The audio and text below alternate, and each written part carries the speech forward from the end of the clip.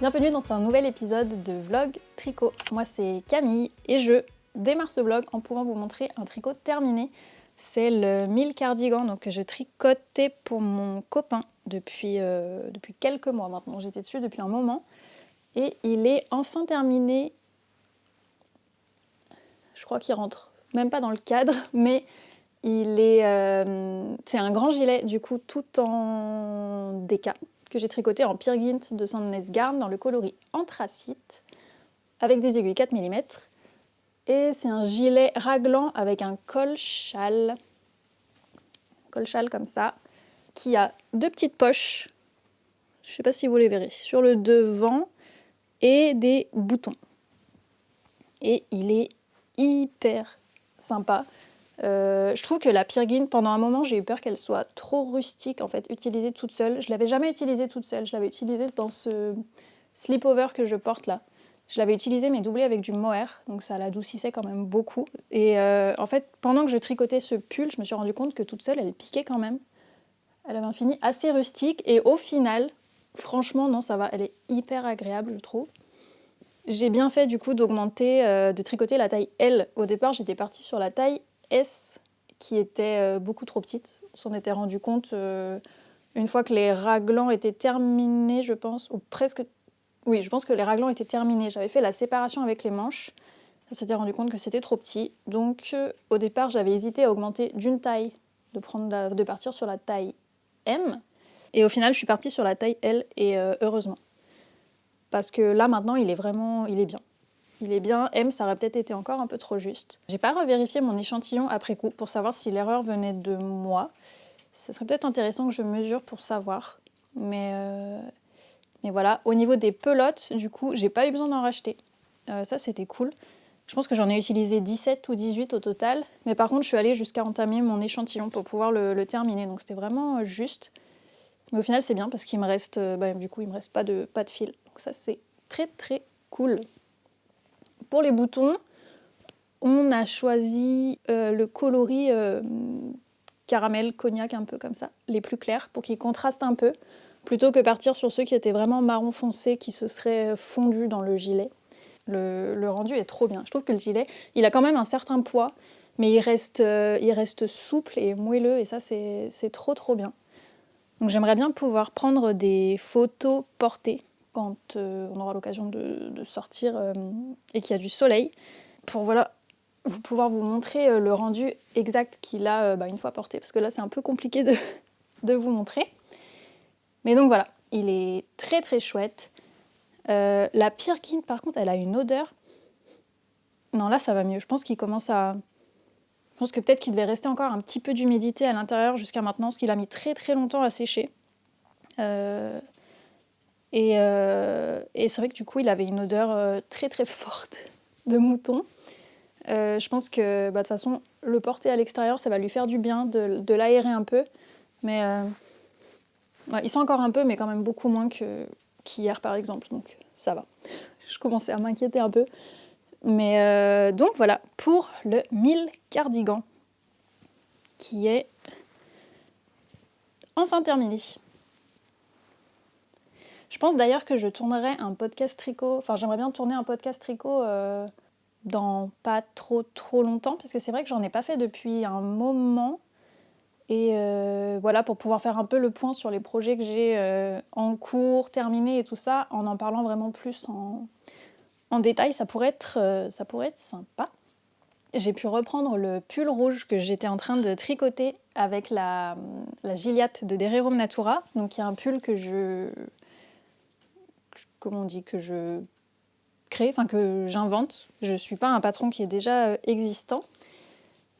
Et j'ai pu quand même bien avancer. J'ai allongé le corps, enfin j'ai continué sur le corps, c'est ce que je suis en train de faire maintenant. Et entre-temps, j'ai fait une manche pour faire un premier test et voir si ça me convenait. Du coup, je pense que celle-là, je la défraie, enfin pas en entier, je la défraie jusqu'à la ligne de vie que j'ai mis ici, parce que la fin, j'avais dans l'idée de faire un poignet avec des côtes et qui se porte avec un revers. Sauf que j'ai pas fait les côtes assez longues.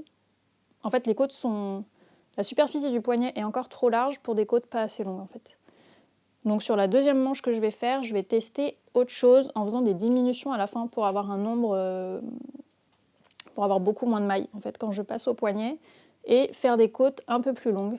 Et voir aussi, je sais pas au niveau du rabat, si je garde ce rabat là, ça c'est un rabat tubulaire il me semble, enfin celui qui se fait à l'aiguille. Je sais pas si je garde ce rabat là ou si je cherche autre chose. Mais bon en tout cas donc je ferai le test sur la deuxième manche et je modifierai celle-là en conséquence. Mais en tout cas, il avance bien. Pour le corps, là, je sais pas combien de centimètres il me manque à faire avant de pouvoir passer aux côtes, parce que je pense faire des petites côtes en bas. Au début, je m'étais dit que je pourrais peut-être l'arrêter telle quelle, mais en fait, les côtes sont probablement trop... Enfin, sur le corps du pull, en fait, je sais même pas si on appelle encore ça des côtes, si c'est encore des côtes plates ou si c'est beaucoup trop grand pour être considéré comme des côtes plates. Du coup, j'ai peur que ça roulotte quand même un peu trop. Donc je verrai, mais probablement que je vais faire des quelques centimètres de côte 1-1 en bas pour le terminer. Mais j'en suis très contente et je pense que la Gilliatt va être hyper agréable à porter. Déjà là, elle est douce. Et on m'a dit qu'une fois lavée, elle gonflait bien et qu'elle gagnait encore en douceur. Donc j'ai vraiment hâte de voir ce que ça donne. Au final, ouais, j'ai pas bloqué encore le pull. J'avais dit que je le bloquerais peut-être avant de faire les manches. Et au final, je ne l'ai pas fait parce que mes tapis de blocage étaient occupés par le cardigan. Mais du coup, j'ai quand même fait la manche parce que je voulais voir. Et je l'ai arrêté. Là, en gros, si je le porte, elle est trop courte. Mais comme il va quand même pas mal s'étirer au niveau du câble et au niveau de la manche elle-même, je devrais être bien. C'est probable que je le bloque avant de faire la deuxième manche, juste pour être sûre. Mais en tout cas, voilà. Voilà mes progrès là-dessus. Je l'aime vraiment beaucoup. Et donc, comme je vous avais dit, une fois que je terminais le 1000 cardigan, je voulais démarrer le Sally Sweater. Donc j'ai passé commande sur 2 sites pour les fils qu'il me fallait, donc sur Knitting for Olive et sur Calidou. Pour l'instant, j'ai reçu les fils de chez Calidou, donc je vais vous montrer ce que j'ai reçu. Alors, le premier colis que j'ai reçu, c'est la moitié de ma commande du coup pour le Sally Sweater que j'ai passé chez Calidou. Déjà, bon alors les premières pelotes, c'est pas pour le Sally Sweater, c'est un fil que je voulais tester en plus. Je me suis dit tant qu'à passer commande chez Calidou, j'allais commander celui-là aussi. C'est leur fil Fiesta qui est sorti à la fin de l'année dernière, je crois. C'est un fil à chaussettes en DK. Moi, j'ai pris le coloris 15, je crois qu'il s'appelait Purple Rain. Enfin, de toute façon, on le reconnaît facilement sur le site. Et en fait, il a des variations. Il va vraiment du clair, enfin du presque blanc jusqu'au violet très foncé ici. Et en fait, j'ai hésité au niveau du coloris parce qu'ils avaient plusieurs coloris unis, plusieurs coloris variés. Et les variés n'étaient pas tous pareils. Il y en a, c'était plus des speckles, d'autres, c'était plus des grosses variations comme ça.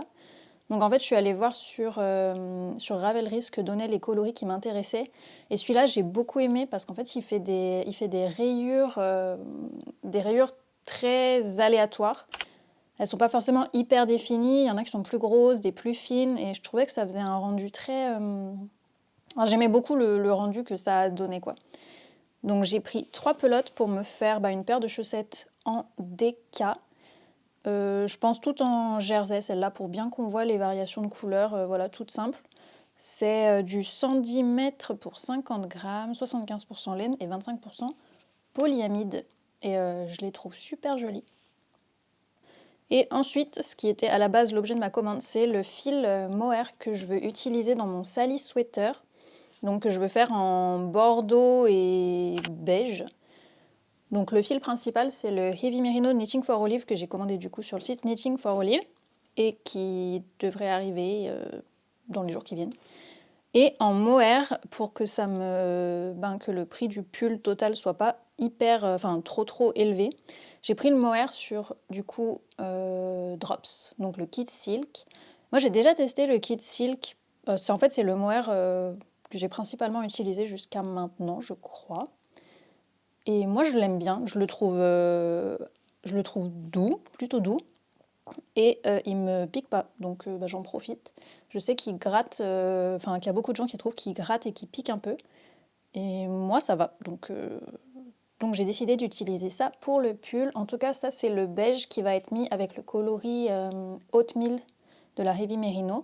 Donc c'est un beige un peu, je sais pas comment dire, un peu sable grisé. En fait, c'est la même couleur que ma veste. Bref. Et c'est le numéro 54.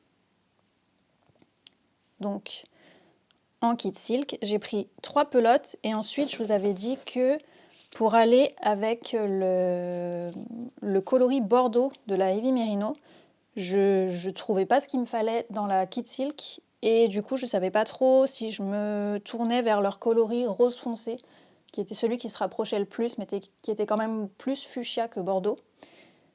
Ou si, fallait que je trouve une autre alternative ou que je prenne le mohair Knitting for Olive directement. Et au final, je me suis tournée vers la Brushed Alpaca Silk. Donc c'est un autre fil de chez Drops qui est... Alors en fait, c'est un fil assez polyvalent parce qu'en fait, il peut être à la fois utilisé comme de la lace, comme du mohair avec les petits poils qui ressortent et en fil fin, ou alors il peut être tricoté tout seul avec quand même des aiguilles assez grosses, ça peut aller jusqu'aux 5 mm il me semble.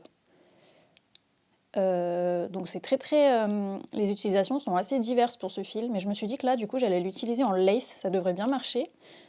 Forcément il y a un peu moins de métrage que sur de la kit silk, je sais plus exactement. Là on est sur 140 mètres pour 25 grammes et la kit silk...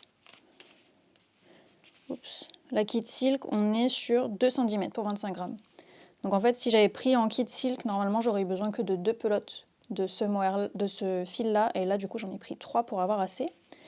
C'est le coloris 23 et je crois qu'il s'appelait Bordeaux. On m'avait aussi conseillé, c'est Jeanne qui m'avait conseillé la fil Colana Alva. J'ai hésité, c'est un fil que je connaissais pas du tout. Et en fait, il m'intéresse bien. Je pense que je le testerai sur un autre projet. C'est un fil lace à base d'alpaga. Mais pour le coup, j'ai l'impression qu'il avait moins le côté fluffy comme ça qu'apporte la Brushed Alpaca Silk ou la Drops Kit Silk. Enfin, ou le mohair. Donc j'ai hésité. Mais c'est vrai qu'il était très, très beau et pour un prix, vraiment, c'était 3 € et quelques la pelote, je crois. Donc je pense que je le garderai dans un coin de ma tête pour un autre projet. Mais du coup, pour ce pull-là, je suis partie sur la Brushed Alpaca Silk, comme ça. Donc voilà pour la commande que j'avais passée chez Kalidou. Et j'espère que je vais recevoir du coup l'autre partie de mes fils dans pas trop longtemps. Il y a quelques jours, j'ai vu sur Ravelry un nouveau patron que Lisa Hannes a sorti. Je crois que c'est Malia Design son pseudo sur Instagram, il me semble. Elle fait beaucoup de patrons de châles et d'écharpes et tout ça, principalement, il me semble. Et du coup, elle a sorti un design qui s'appelle le Mountain Top Wrap. Et je l'ai trop aimé quand je l'ai vu. En fait, il est tout simple. C'est un grand losange, en fait, enfin symétrique, tout en texture avec une seule couleur. Et je l'ai trouvé trop joli, surtout comment elle le porte enroulé en faisant un nœud. Enfin, ça fait un peu une grosse écharpe qui a l'air super confortable. Et j'aime beaucoup le fait que ce soit uniquement de la texture. Et j'ai vu qu'il se tricotait en DK, en aiguille 4,5 et qu'il faut 823 mètres. Je regarde mon ordinateur en même temps. Et en fait, c'est nickel parce que j'ai déjà le fil qu'il faut. C'est le fil que j'avais reçu, que je vous ai montré il y a 2 épisodes de ça, je crois. C'est celui-là. Le Rastita de Malabrigo. Alors j'ai l'impression que le fil Rastita, c'est pas une base qui se trouve facilement. Enfin, j'ai l'impression qu'elle est... Je sais pas si c'est qu'ils ont arrêté de la faire, mais j'ai l'impression qu'elle est pas hyper facilement trouvable. Mais bref, donc j'ai 3 écheveaux du coloris glitter comme ça, qui est donc un nuancé dans les brins caramel. Et je pense que ça rendra bien sur la texture.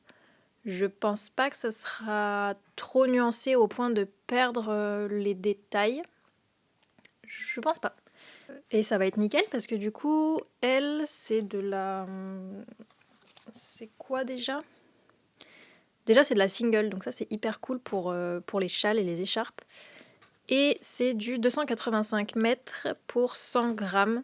Donc ça serait entre de la déca et de la sport, mais comme elle est... vous voyez, il y a des endroits où c'est quand même très épais le fil. Et des gens la tricotent jusqu'à avec des aiguilles 5 mm dans des châles écharpes, j'ai vu. Donc pour du 4,5, ce sera parfait, je pense. Et 3 écheveaux, du coup, ça me fait 855 mètres, je crois que j'ai regardé. Et là, il en faut 823, donc en fait, ça sera parfait pour ce modèle-là. Donc je crois que c'est ce que je vais commencer cet après-midi. Petit montage imprévu. Je pensais pas démarrer un projet comme ça à cette période de l'année, mais j'ai vraiment super envie. Et en plus, ça va me faire entamer ces écheveaux-là et potentiellement tout utiliser. Donc ça serait super cool.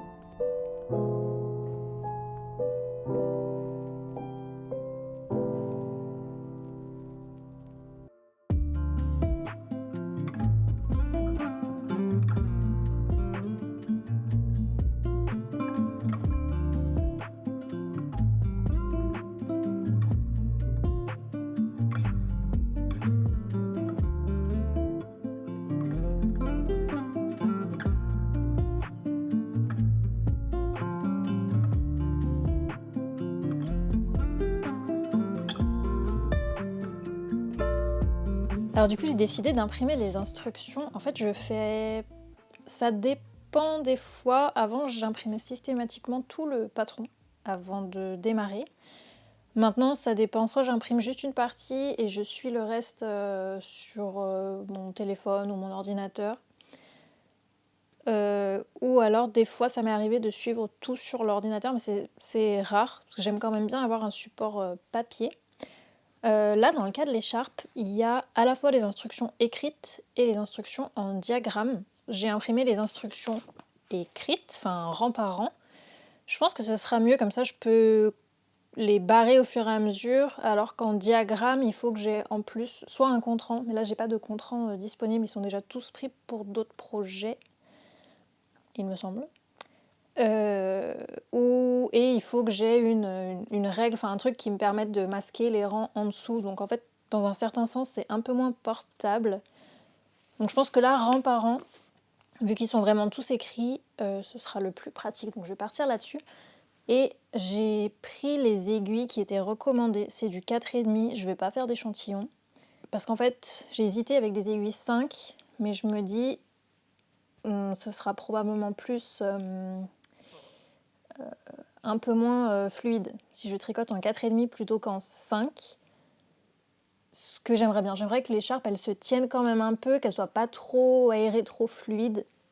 Donc je pense que les aiguilles 4,5 ce sera bien. Probablement mon échantillon va être un peu plus petit que le sien, parce que je me rappelle que j'ai déjà fait un patron de Lisa Hannes, je suis pas sûre comment on prononce son nom, et il avait terminé beaucoup plus petit que ce qui était prévu dans le patron. Je pense que depuis, j'ai quand même détendu un peu ma tension, parce que c'était vraiment un des premiers patrons que j'avais tricoté.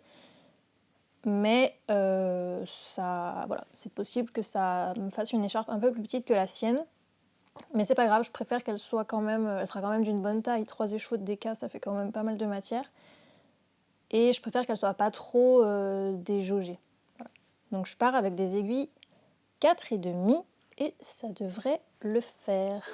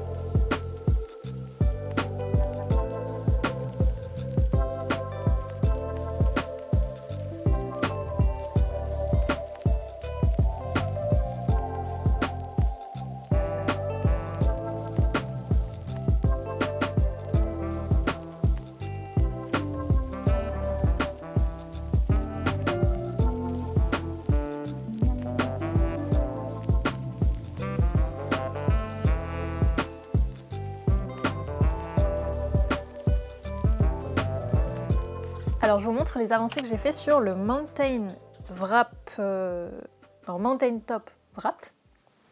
Alors déjà j'utilise ce fil là qui est la Rastita de Malabrigos dans le coloris glitter. Et j'ai fait ça pour l'instant. Une petite pointe, je pense que ça fait peut-être 30-35 cm. Ce que j'ai fait là à peu près. Ce qui est chouette, c'est qu'il est complètement réversible.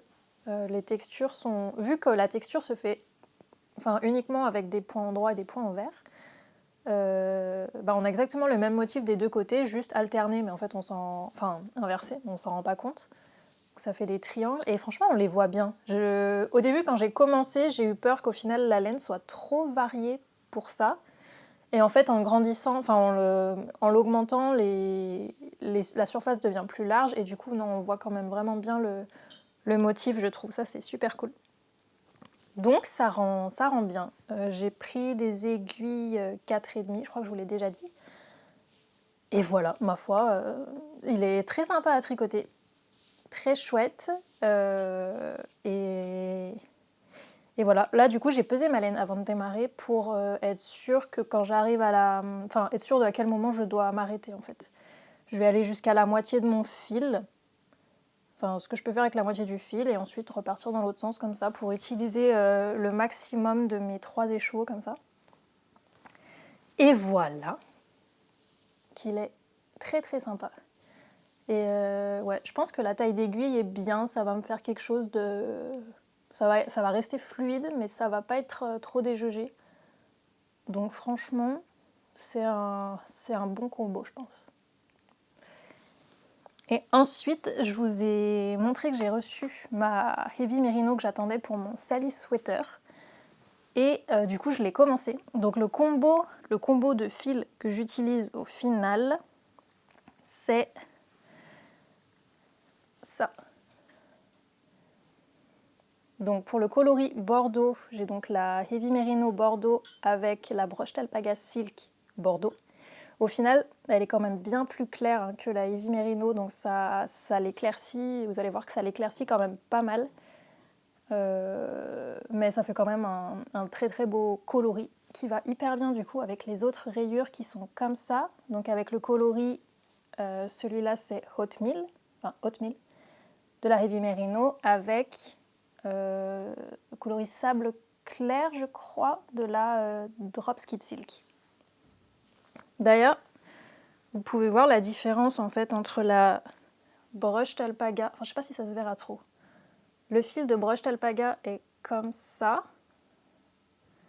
alors que le fil de Merino est quand même beaucoup plus, je sais pas comment le montrer, est quand même beaucoup plus fin. Donc le tissu est plus dense avec le combo Heavy Merino Brushed Alpaga qu'avec Heavy Merino et Mohair.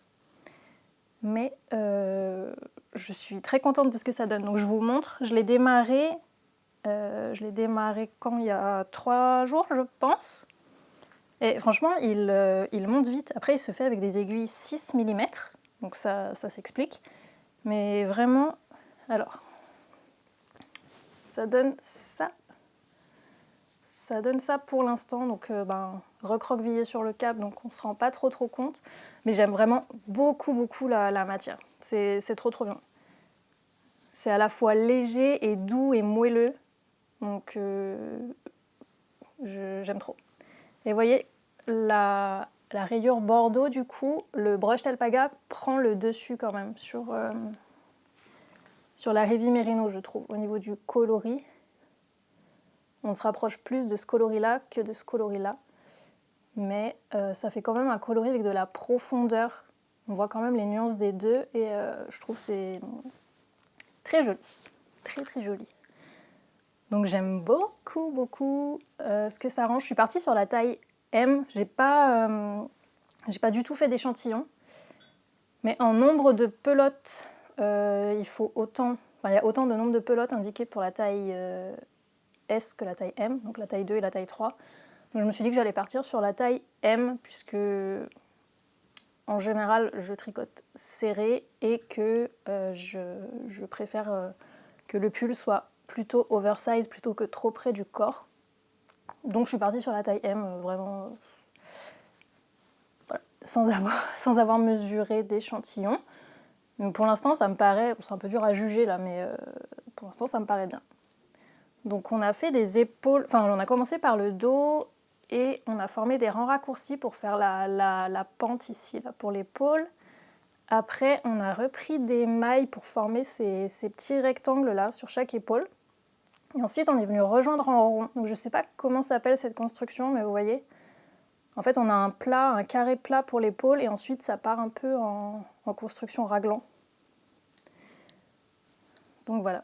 Et là, j'ai rejoint en rond sur le devant. Et je crois que j'ai peut-être encore... combien j'ai de rangs à faire? Moins d'une vingtaine de rangs. Peut-être une quinzaine, un peu plus de rangs à faire d'augmentation encore avant de séparer les manches et le corps. Et voilà. Ça se passe bien. J'aime beaucoup l'avancée. J'adore la matière qu'il a. Et j'ai trop hâte d'arriver à la séparation pour pouvoir l'essayer et voir ce que ça donne. Mais en tout cas, le coloris, je suis très contente de ce qu'il rend. Donc voilà pour les avancées que je peux vous montrer pour cette semaine.